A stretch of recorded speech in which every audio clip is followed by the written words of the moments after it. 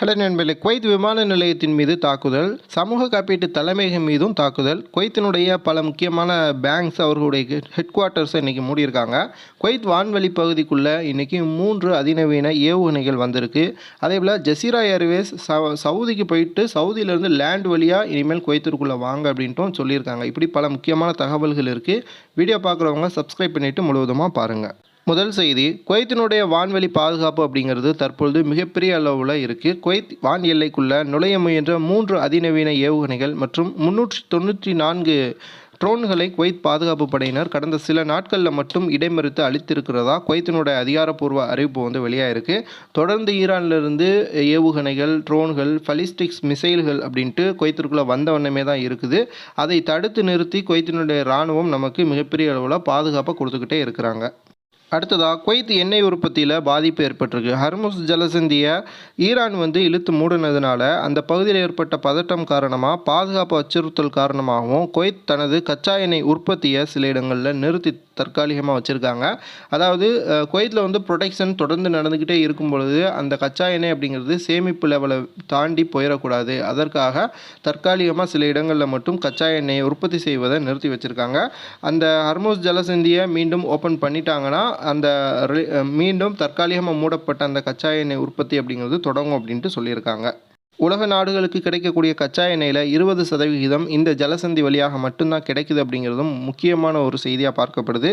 அதேபோல் இந்தியாவிலையுமே பார்த்திங்கன்னா gas cylinder தற்காலிகமாக வீட்டினுடைய கேஸ் சிலிண்டர்களுக்கு ₹60 வரைக்கும் ஏற்றிருக்காங்க. இன்னுமே இது அதிகரிப்பதற்கான வாய்ப்புகள் இருக்குது. ஏன்னா போர் இதே மாதிரி தொடர்ந்துச்சு அப்படின்னா. அடுத்து, குவைத்தில் ஒரு அதிர்ச்சி அளிக்கக்கூடிய தகவல், சமூக காப்பீட்டு தலைமையகம் சொல்லக்கூடிய PIFSS அப்படிங்கிற ஹெட் குவார்ட்டர்ஸில் இன்றைக்கி ஒரு தாக்குதல் நடந்து அந்த கட்டடத்தில் தீப்பிடிச்சிருந்துச்சு.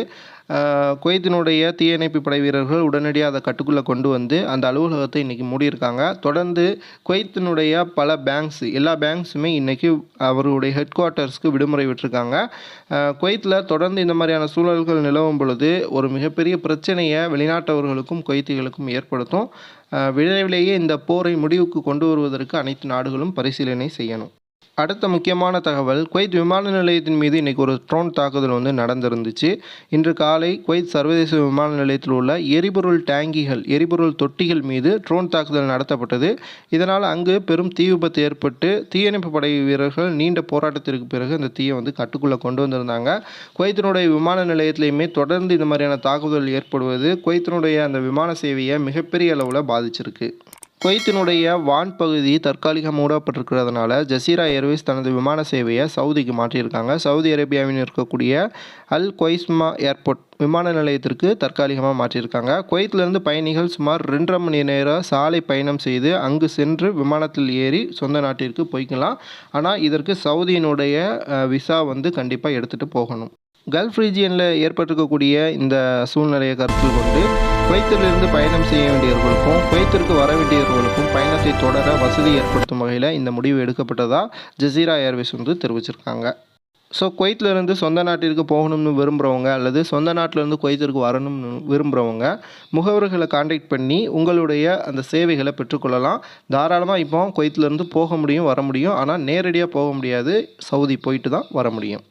ஓகே நண்பர்களே, இந்த வீடியோ உங்களுக்கு பயனுள்ள தகவலாக இருக்கும் நம்புகிறேன். வீடியோ பார்க்குறவங்க சேனலை சப்ஸ்கிரைப் பண்ணிவிட்டு பாருங்கள். அப்போ தான் அடுத்தடுத்த வீடியோக்கள் உங்களுக்கு கிடைக்கும். மறக்காமல் லைக் பண்ணுங்கள். உங்களுடைய நண்பர்களுக்கு இந்த வீடியோவை அனுப்பி விடுங்க.